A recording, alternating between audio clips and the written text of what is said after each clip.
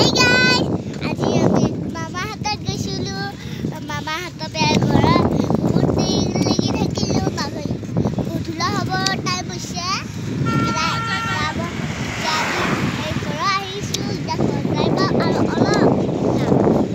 আমাৰ পিছত কোন আহি আছে এইটো আমাৰ পিছত মা আহি আছে মাই কি কৰি আহিছে সাইকেল চলাই সাইকেল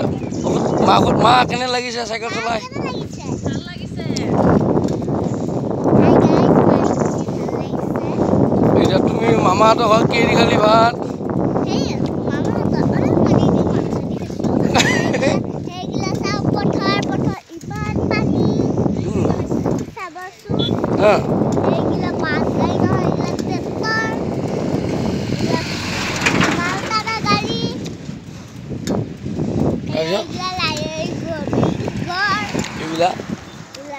আধা বনোৱা হৈ আছে ঘৰ